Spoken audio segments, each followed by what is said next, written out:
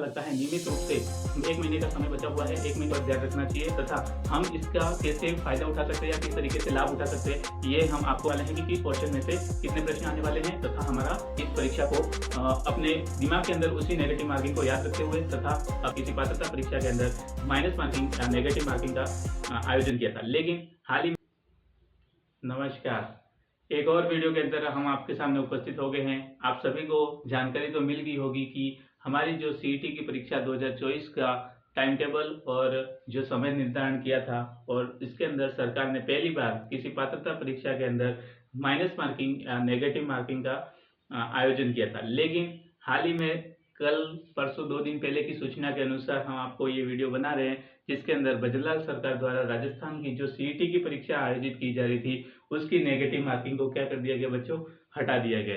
अब हमको इससे क्यों हटाया गया है, कैसे हटाया गया है, उससे कोई मतलब नहीं होकर हमें केवल हमारी परीक्षा के ऊपर ध्यान रखना चाहिए तथा हम इसका कैसे फ़ायदा उठा सकते हैं या किस तरीके से लाभ उठा सकते हैं, ये हम आपको बताने वाले हैं। क्या हमको इससे कोई फ़ायदा होने वाला है या कोई नुकसान होने वाला है, या ये जो काम किया गया है ये हमारे लिए सही है या गलत है। इस वीडियो के अंदर हम आपको इसकी पूरी रणनीति तथा आप किस तरीके से इस परीक्षा को अपने दिमाग के अंदर उसी नेगेटिव मार्किंग को याद रखते हुए तथा अपने जो 40% का जो इसका क्राइटेरिया रखा गया है उसको प्राप्त कर सकते हैं। सबसे पहले हम आपको ये बताने वाले हैं कि इस परीक्षा का जो टाइम टेबल है उसको आप किस तरीके से प्रिपेयर करेंगे।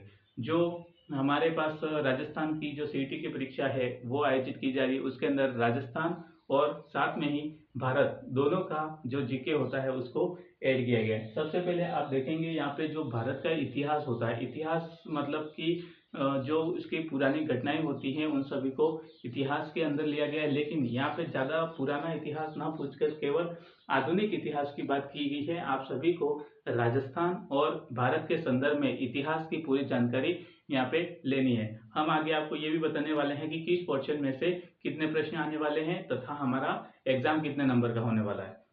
अगला जो पोर्शन है वो याद रखना है हमको, राजस्थान की कला और संस्कृति। जानते हैं हम कला संस्कृति जो होता है वो हम सभी एग्जाम के लिए पढ़ते हुए आए हैं तथा आगे भी हमको इसका पढ़ना पड़ेगा। लेकिन भारत के संदर्भ में इसको न पढ़ते हुए हमें केवल कला संस्कृति जो पढ़नी है वो किसकी पढ़नी है बच्चों, राजस्थान की। अगला जो क्वेश्चन दिया हुआ है भूगोल, भूगोल का मतलब ज्योग्राफी जो है वो भारत और राजस्थान दोनों की हमको पढ़नी है यहाँ पे। अगला जो क्वेश्चन है वो है राजनीति का, पॉलिटिक्स जिसको बोलते हैं। यहाँ पे भी हमको भारत की तथा राजस्थान की दोनों की कंप्लीट राजनीति हमको पता होनी चाहिए तथा जो कम समय बचा है उसके अंदर हम पूरी विस्तृत जानकारी लेते हुए अपनी इस एग्जाम को क्या कर सकते हैं बच्चों, क्रैक कर सकते हैं। अगला जो पोर्शन है वो इकोनॉमी और अर्थशास्त्र का पोर्शन है। ये बहुत ही लेंदी पोर्शन माना जाता है, लेकिन आपको इसके प्रीवियस ईयर के प्रश्न निकालते हुए इसको भी अपने आड़े हाथों लेना है।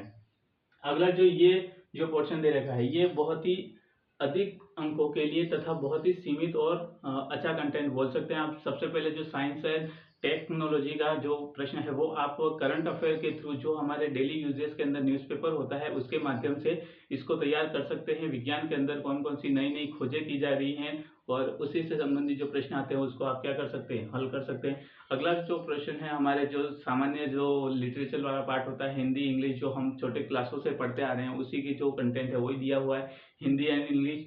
अगला जो पोर्शन दिया हुआ है मैथ्स और रीजनिंग का, मैथ्स और रीजनिंग का जो होता है वो थोड़ा सा बच्चा लेंदी पड़ता है तथा टाइम कंज्यूमिंग होता है, इसलिए आप सभी से इसको बहुत प्रैक्टिस की आवश्यकता होती है और प्रैक्टिस के दौरान ही आप इसको जल्दी सॉल्व कर पाएंगे।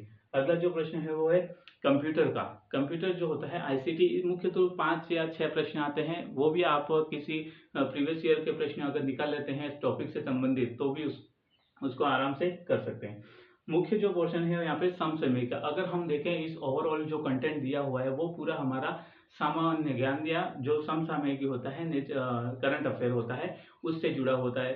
हिस्ट्री और इसको हिस्ट्री को छोड़कर अन्य सभी जो पार्ट हैं, भूगोल ले लीजिए, अर्थशास्त्र ले लीजिए, पॉलिटी ले लीजिए, साइंस एंड टेक ले लीजिए, ये सभी पोर्शन जो होते हैं वो एजुकेशनल करंट अफेयर या जो करंट अफेयर होता है हमारा उसके अंदर सम्मिलित रूप से उसी तरीके से पूछे जाते हैं। और हमारा जो यूट्यूब चैनल है उसके माध्यम से हम निरंतर आपको एजुकेशनल करंट अफेयर जो है वो प्रोवाइड कराने का प्रयास कर रहे हैं। तो आप इस चैनल को प्लीज़ लाइक कर दीजिए एक बार और कमेंट कीजिए कि आपको ये वीडियो कैसा लगा। हम देख रहे हैं कि ये जो टाइम टेबल, जो समय सारणी है, जो पेपर है हमारा कितने टाइम का होने वाला है, तो ये है 2.5 घंटे का पेपर है हमारा, और इसके अंदर कुल 150 प्रश्न आने वाले हैं और 300 नंबर का है। इससे पहले हमने देखा था कि इसके आज हम इसको जो डिस्कस कर रहे हैं वो इसलिए कर रहे हैं क्योंकि इसकी नेगेटिव मार्किंग हट गई है। नेगेटिव मार्किंग हटते हुए हमें 150 में से 60 प्रश्न करने थे, लेकिन अब हमें ओवरऑल 150 में से केवल कितने प्रश्न राइट करने हैं, जैसा कि हमारे रीट पात्रता में होता है, सीटेट की पात्रता में होता है, बिना माइनस मार्किंग के हमें हमारे 60% या 40% स्कोर करना है।